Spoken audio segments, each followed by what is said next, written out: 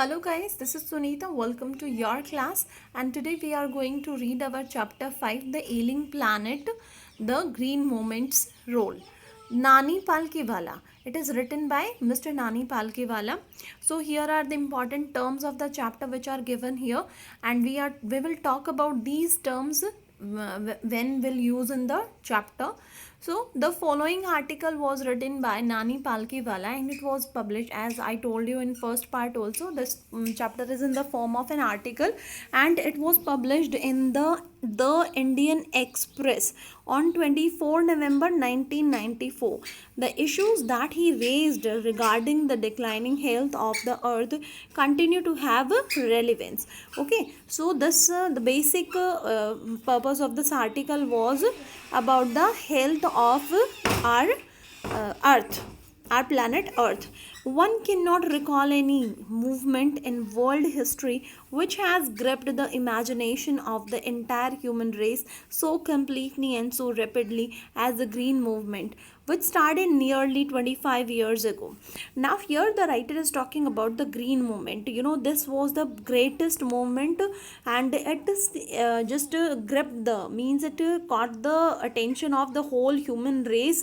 And except green movement, no other movement had the capability to catch the whole human race attention. So this was a completely very important movement, and nobody can recall means nobody can remember. Gripped means collect the or just attract the attention.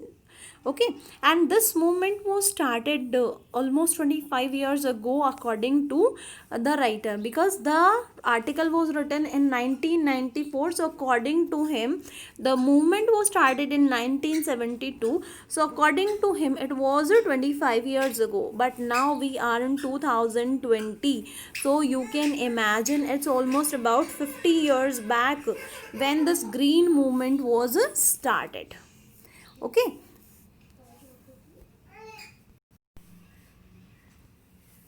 So in 1972, the world's first nationwide Green Party was founded in New Zealand. So firstly, this movement was started in New Zealand. Since then, the movement has not looked back. Means the movement is so powerful, even 50 years back and even now. Okay, so that it hasn't looked back means the time hasn't lost its strength.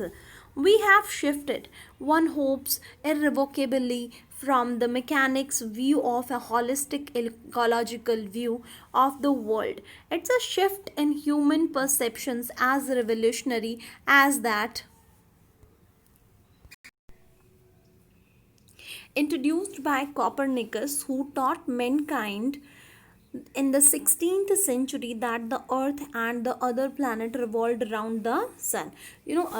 We have shifted from the time when we were thinking that the earth is the center of the whole universe, and we have shifted from that perception to the perception that earth is part of the whole universe and the sun is the center of the whole universe. So we have, this is all about the shift of our perceptions. So in the same way, initially we people were thinking that we are a part of this nature, but now we think that we are the master of this nature. But again and again the nature has proved it that you are a partner. If you are just fulfilling your duties, then the things will be fine. Otherwise you cannot dominate the earth, you cannot dominate the nature. For the first time in Indian human history, there is a growing worldwide consciousness that the earth itself is a living organism.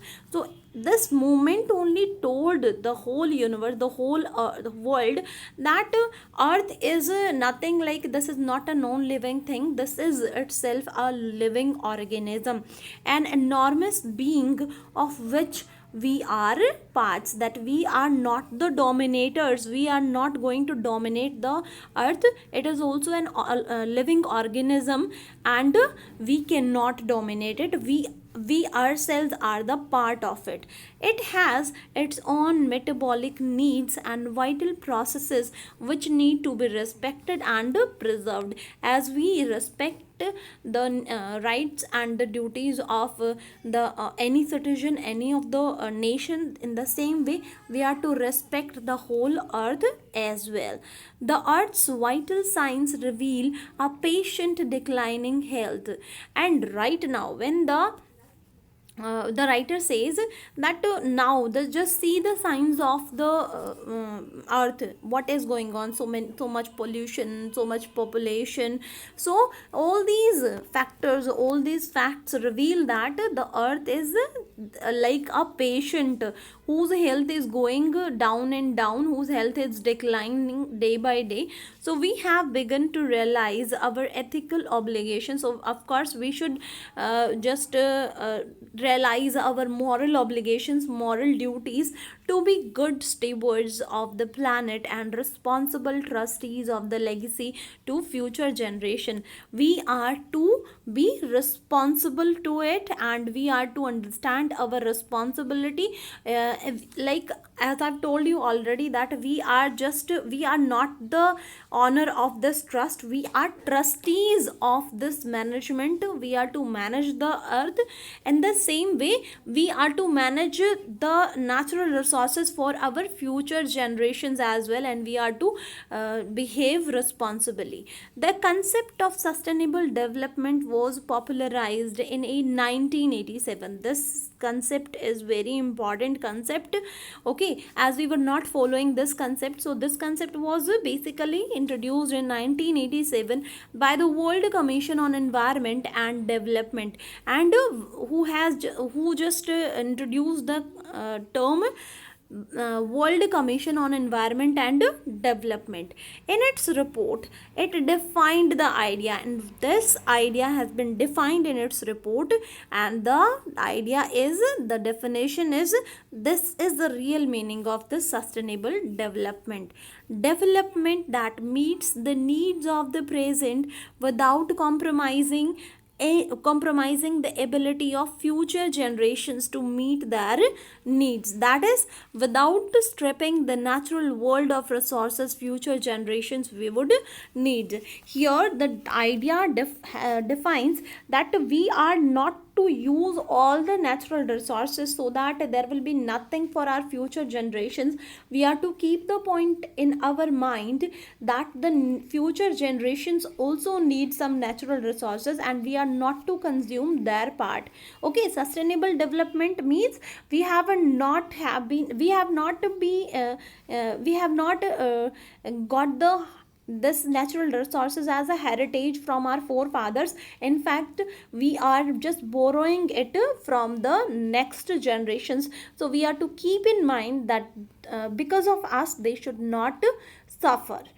Next, in the zoo at Lusaka, Zambia, there is a cage where the notice reads the world's most dangerous animal. Inside the cage, there is no animal but a mirror where you see yourself. Thanks to the efforts of a number of agencies in different countries. Now, a cage has been discussed here, where it is in this cage is in the zoo of Lusaka, which is in the country of Zambia.